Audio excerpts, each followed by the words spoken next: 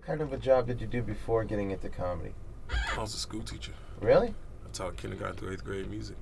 You miss it at all? Hell. No, I don't. I mean, I do miss some of the kids. I would love to catch up with them and see, like... Do they? Do they ever say, hey, you were my teacher, man? You know, between MySpace and all of that stuff. They're hunting you down now. And sometimes I'll go to Chicago and, I'll see some people at a movie theater or something. But I wish that I could catch up with some of the kids from the choir that I used to have, and see what they're doing. Because I could probably start a record company based on some of the talent that was there, and they were in third through 8th grade or something. Well, there's a kindergarten though too, right? Yeah, that's got to be the worst music class ever. No, it was actually fun. I was a little intimidating coming in there, because I would lead the 8th grade class, and the kindergartners come in. So I'm like, okay, everybody sit down, and they start crying. But what's funny about, just a side note, singing is even the kindergartners were afraid to sing. Like, a lot of them would be like, I can't sing. It's like, how you 5? You don't even know. So a lot of people, who say they can't sing, have never given themselves a chance. How about that? Yeah, that's pretty. That's. I've given myself sweet words. You're inspiring me to annoy my neighbors even more.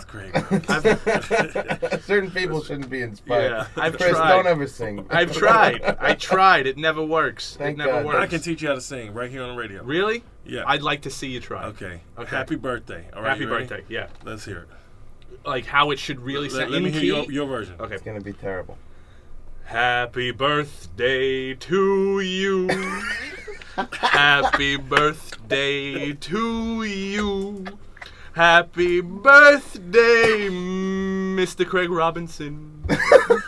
Happy birthday to you. Okay, first of all, that was fantastic. Oh, wow, that was very positive encouragement for what was clearly awful. That was fantastic for a retarded troll. Listen, one thing you did was you performed it like you didn't take it like There's a little Marilyn Monroe in there. You performed it. You're definitely a showman, but you got to go to where your happy birthday. Here's what you don't notice.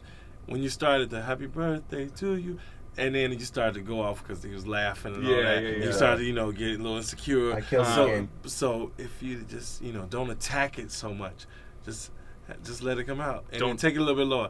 Happy birthday to you. Nice and soft. Nice relax. and soft? Don't listen to him. Don't look at him. Close your eyes. Close your eyes. All right. Here, Softer and lower? Take your shirt off. Music lessons. It's getting a little hypnotic over here. Yes. This is the kindergarten treatment. That's what. Happy birthday to you. Yeah, now stop right there. See that? How'd that feel? I felt. I'm half naked and my eyes were closed. It felt weird. Did he earn fish sticks? Did he earn his fish sticks? You got your fish sticks, yeah. And that'll be $35. All right. First guest to make money on this show. First person to make money on this show. No, I tried singing in high school. I did the whole drama thing, and I was in West Side Story in high school, and I watched the tape like a year ago and cringed. It was awful. I like to be an American. I played action, so I got to sing Officer Krupke. But, oh wow! Yeah, that was in high just school. on Curb, by the way. They did the whole opposite. Oh, I didn't see that one. You were on an episode of Curb Your Enthusiasm. Yes, the 5th season finale where he went to he was getting a liver transplant for his friend, and I played the orderly. Well, did you get to hang out at all on the set with Larry David? I did. Just he's an intense dude. Really? He looks like he's always thinking. He's intense, and there were times where I was just chilling with him, and I was quiet. He was quiet. So, but he's very, very kind, and like I remember getting my lunch, and then I looked over. He was waving me over, to come sit down and stuff like that. So it was a cool. Did you get to have the lunch, or did that kind of ruin it? No, I did have the. He waved me over to come eat lunch. Come eat with him. Yeah. What are the lunches like? Oh man, those Hollywood set lunches are amazing. Yeah, it's amazing. You go in, just pick anything you want for breakfast and order it, and they got it. And then You know what I figured out is very good as a between breakfast food? and lunch, you got this like snacks. You can have a pizza, Really? then sandwiches. Then they bring the lunch, and it's like, Okay.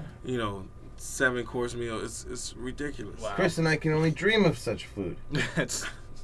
You were just gonna mention he's got a favorite. I think you guys' favorite breakfast foods coincide here. I'm listening. Actually. Why? What do you think mine is? I know what yours. I know what you're gonna say. No, you Sushi. Well, I've been eating sushi in the morning, but I figured out something even better. Cold pasta. Whoa. In the Cold morning. pasta in the Give you some morning. energy, huh? It gives you energy. It's delicious. It's even better than hot pasta at night. I figured this all out. You make the pasta the night before. You put it in the fridge. Yeah. And the next morning, it's delicious. No. It's a great way to start the day. Other people put it in the fridge. You make the pasta from the night before and find it cold on the stove that next morning. Well done. That's why. Well played. That's why. Yeah. However it goes down. Cold pasta. That's the point. I think, Craig, you've been on every good TV show in the past 10 years. You've been on Arrested Development, another great show I enjoyed. Yeah. I gotta say, you I gotta. had a couple of guest spots. Arrested was so funny. I had that scene with David Cross and the girl, I forget her name, Maybe, what's her name? Yeah. On the show. So talented. In that one scene, the scene we were doing, it was like real simple, but David, I did something, I just like looked him up and down real slow. He was like, please do that. It was just creepy. But yeah, that was a fun one. It's been a nice ride. You're working with Judd Apatow. You've done a few films, Yes, Pineapple yes. Express. And Yes, sir. Great, by the way. Great. Loved you in that. Thank you very Loved you much. in that. You hit everything on every line out of your mouth was hysterical. I thought in you that were the movie. best part of that movie. It too. was Yeah. one of the wow. That's really cool, man. That was an awesome movie, an awesome time filming it. David Gordon Green, he's just like he's this brilliant director. He's like crazy but super intelligent. Mhm. So he was just like having us do all that weird stuff, and working with Seth and Franco and all of it. It was just awesome. Yeah, well, one thing I noticed about the movie was that you guys, like, all your relationships, they seemed... How much rehearsing did you guys do to get that down? Or did that come out in, like, improv Excellent with the director? question. We rehearsed for some weeks before we did it. Everybody had their partner, kind of, sort of. So yeah, we rehearsed and rehearsed and like took from the script and a lot of that stuff got birthed. That's the way to say anything. Yeah. But it's like things would come out of that, and I don't know what I'm trying to say, but yeah, a lot of stuff came out of rehearsal, like the food. When I put my hands in the food, that came out of like a rehearsal. So a lot of I stuff wouldn't was... say it was an excellent question, though. Let's not get on You're too supportive to him. Excellent question. You're a good And singer. let's record an album. What is this? I do like sushi though. Sushi in the morning? You ever was do just- it? Oh yeah. Saying they were going to Terrific. get sushi. I'm insanely like addicted to sushi right now, man. Love You on The I like Office. the sashimi. Sashimi? Yeah. That's Sashimi. no rice. That's no rice. That's no rice. Yeah. So you're just going straight for the fish. You gotta be Hollywood to be able to do that. I can't afford to. It's not Just- enough food. just You have to fish. have enough money to back up to buy enough fish to make it a You satisfying gotta just meal. go to the right spot. Get to 3-4 day old fish. Really? You Old gotta- fish or lots of money. That's Yeah, he's going to Pathmark for sushi, not going to a sushi 7-Eleven. restaurant. Getting that I recommend trout. That's sushi in a tray. The Office. I was going to talk to you about. Everybody knows he has Daryl on The Office. Yes, sir. Now we have a good friend of ours comes on the show a lot, Patrice O'Neill. Oh yeah. When the show first started, it was you and Patrice, and I want to know what he did to screw himself out of that show. He didn't move to Los Angeles. That was it. Period. Plain and simple. I think if he was more accessible, he would be in there. I'm sure he's not, done with the show Yeah. in any form. It's just a matter of getting him out there all the time. You think like they could bring him on, bring his character back? at all? Yeah, he's He's one of the funniest dudes in the world. He's amazing. And he was amazing on the show.